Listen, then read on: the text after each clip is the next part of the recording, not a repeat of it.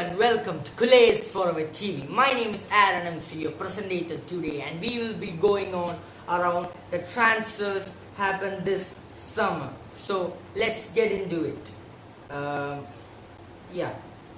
So first of all, Memphis Depay joins Barcelona, and then Aguero, Garcia, Yusufa Demir, Emerson Royal, Luke De Jong as well. So 6 transfers happened this summer. So first of all, let's talk about Memphis Depay. And before we talk about it, make sure you subscribe. It's a red button down there, so make sure you subscribe and like as well. And let's get into it. Memphis Depay, a world-class player, no doubt about it. It's a great signing. He's in his prime. He's already proven what he's made up of at Lyon. But I have to say that it's not a big. We all know what we call the French league. We call it the Farmers League. We know it's a Farmers League. We can't say how good he was at Lyon and compare it to Barcelona. But he's a great signing. There's no doubt. He's a world-class player and he's a great signing. And he's a free player. We got him for free. And Ronald Koeman was pissed at I think Bartomeu that we did not sign Depay last summer, and we did sign him this summer. So he should be happy now. Putting on a smile, Koeman. So, Depay, right, Dutch international, has been the most important player for Lyon all these years since he left United. Comparatively a flop at United, to be honest with you.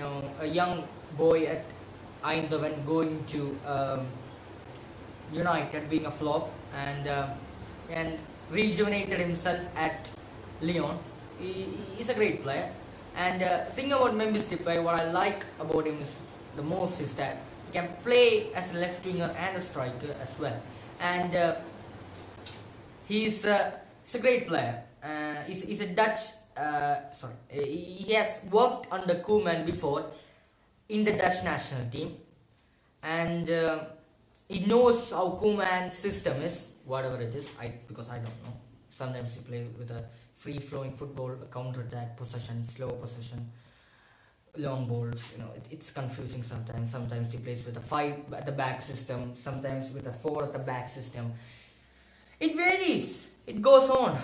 Last season, I still remember him starting with a 4-3-3 system, and then we changed it to a 5-3-2 system because he was afraid of conceding goals and losing his job as well. And then he changed into a 5-2-3 system, a 5-4-1 system, a 3-4-3 system, and so on with the 3-5-2. It went on. And there's rumors about him changing his tactics for the Bayern game only, to play against Bayern Munich. It's said that he's going to play with a 5 at the back system, which is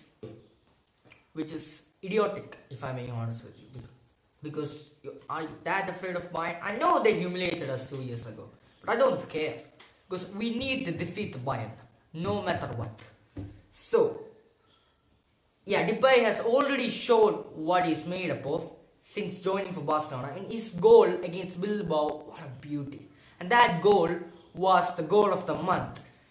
And he's starting to step up as a potential replacement for Lionel Messi. I can't say he's the replacement for Lionel Messi because it would be arrogant to say that.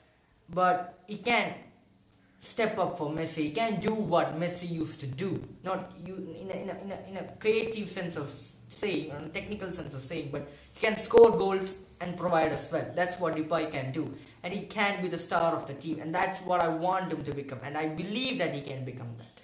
So, that's about Depay. And then Kun Aguero.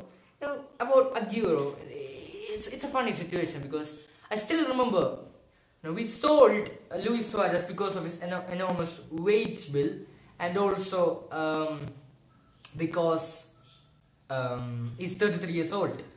I know Bartomeu sold him. Bartomeu, that guy who destroyed our club. And Koeman especially said to sell Luis Suarez because he's told to Luis Suarez that he had no place in our team. So, but the rest is history. We all know what happened next. But Aguero, same thing like that. He's 33 years old as well. He has a big wage bill as well. And I don't, that both of the deals doesn't make any sense. Think about Aguero, he's not only 33 years old, he's always injured. With all due respect to Aguero, I love him. I absolutely love him. He's my favorite striker of all time, and there's no doubt about that.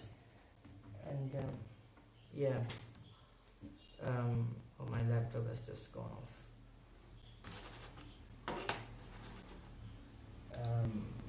Yeah, Aguero is a veteran striker. He's one of the best strikers. I think he's the all-time best striker Man City ever had, and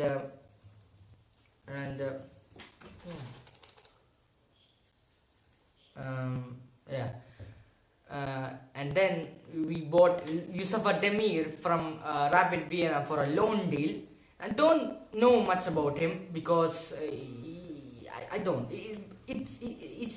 It's told that he's a great talented player, and I believe he is, but I don't know much about him, and I can't say much. But let's see about him. He seems like a young prospect, and and then Emerson Royal, we bought him and sold him in the same summer, which is funny, and it's the same guy who did it, Laporta, you did it. So I don't know if you're watching this. I know you're not, but anyway. So what's the next player? Right. Luuk de Jong. Thing about De Jong, it's not.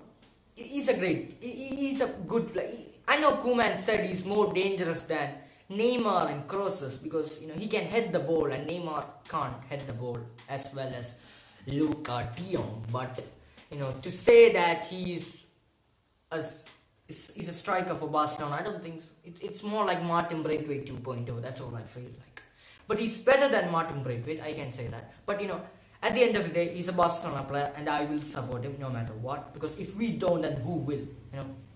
We have to support our own players. We have to back our own players. And Luuk de Jong is a great player in crosses. But we play with the slow possession football. I know he worked under Koeman for Holland national team, and he played with Depay and in the Dutch national team and Eindhoven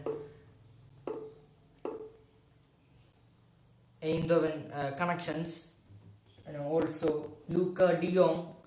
So Luuk de Jong has also played with Frenkie de Jong, and they have a chemistry connection between each other.